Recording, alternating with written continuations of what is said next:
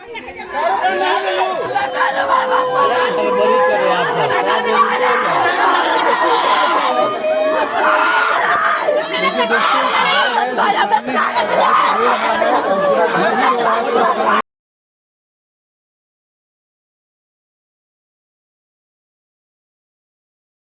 दोस्तों, बहुत दुख भरी एक ख़बर है जो दरभंगा शहर सदर के नैना घाट पंचायत में जो काले खां थे, उनकी आज लाश 13 दिन के बाद कुवैत से उनके गांव पुस्तैनी गांव में लाई गई हैं।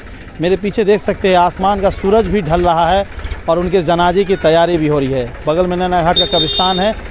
पूरा गांव एक तरह से समझिए आज रो रहा है, बिलख रहा है। जो इनकी तस्वीरें इनके घर के दिखा रहा हूँ, छत से दाएँ हो या बाएँ से भी हो, सभी लोग काले खां को यहाँ पर मिट्टी देने आए हुए हैं। यहाँ पे कुछ देर के बाद यहाँ पे सभी उनके जनाजे की नमाज़ पढ़ेंगे।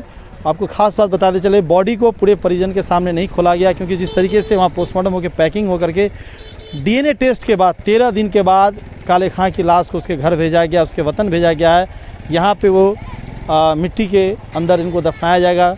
जिसकी अमानत थी उसे सौंपा जाता है, ऐसा कहा जाता है इस्लाम के मज़हब में। और आइए हम आपको दिखाएँगे, इनके जनाजे की नमाज़ पढ़ी जाएगी। यहाँ पर लोग इनके ये दुआ मांगे। लेकिन पता चले 12 तारीख को काले खां के साथ एक बड़ी मतलब दुर्भाग्यपूर्ण घटना घटती है, जिसमें 50 लोगों की मौत हो जाती है जलने के कारण या दम घुटने के कारण। जिसमें काले खां भारत के 40 आदमी होते हैं, 39 आदमियों की पहले आ चुकी होती है। लेकिन इनका क्या हुआ था काले खां के साथ ये तो किसी को नहीं पता। लेकिन जो तस्वीरें हैं जो यहाँ के देख रहे हैं गाँव के लोग, बहुत ही ज़्यादा गम में हैं। इनके घर में इनकी माँ बहन, इनके भाई, किसी की आँख में आंसू न हो, ऐसा ना है कि पूरे गांव के लोग भी रो रहे हैं।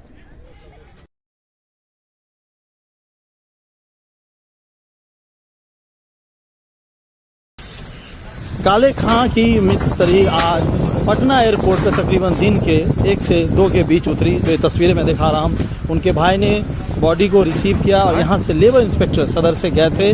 उन सभी ने एम्बुलेंस के ज़रिए तकरीबन 2:06 से पटना एयरपोर्ट से एम्बुलेंस के ज़रिए NH57 होते हुए दरभंगा के लिए रवाना हुए और शाम के तकरीबन 5:30 के आसपास अपने पैतृक गांव काले खां के बॉडी को लाया गया।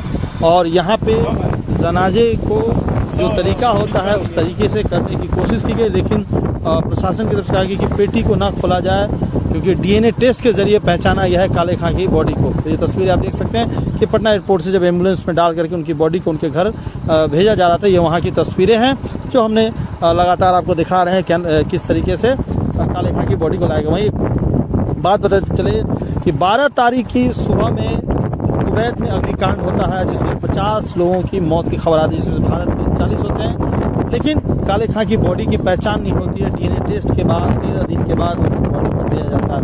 जैसे ही एम्बुलेंस यहाँ घुसती है गांव में, समझिए एक सन्नाटा सा, एक बिना कहे जाने वाली खामोशी और आंखों से आंसू और चित्कार भरे आवाज़ से पूरा जो नैना घाट है, जो काले खां का घर है, जो मोहल्ला है, वो गूंज उठता है। जो तस्वीरें हमने आपको दिखाया, उनकी माँ बार बार रोते बिलखते हुए बेहोश हो जा रही थी। उनकी बहन भी रो रही थी।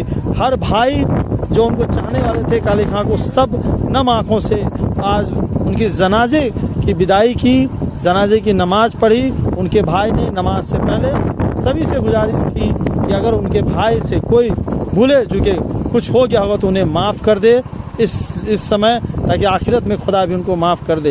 ये तस्वीरें लगातार हम आपको दिखा रहे हैं। सोचिए वो जो लोग जो बाहर जाते हैं ज़िंदगी को अच्छा बनाने के लिए, अपने परिवार के भविष्य को बनाने के लिए, शायद वो भी ये नहीं सोचते हैं होंगे कि सही सलामत हम कभी अपने वतन लौट पाएंगे, क्योंकि बार बार लोग कमाने के लिए बाहर जाते हैं, अन्य राज्य में जाते हैं, दूसरे देशों में जाते हैं। यह बहुत ही कह सकते हैं गमगीन तस्वीरें हैं। आंखों में आंसू भरने वाली जो तस्वीरें, जो उनके घर की तरफ जब जनाजे को लेके जाया जाए तो वहाँ उस समय की तस्वीरें हैं। हर एक औरत, हर एक बच्चा, हर एक मर्द और एक चाहने वाले काले खां के सभी कहीं ना कहीं अपने अंदर आत्मा में रो रहे थे। और जो उनके परिजन थे वो बहुत ज़ोर ज़ोर से रो रहे थे।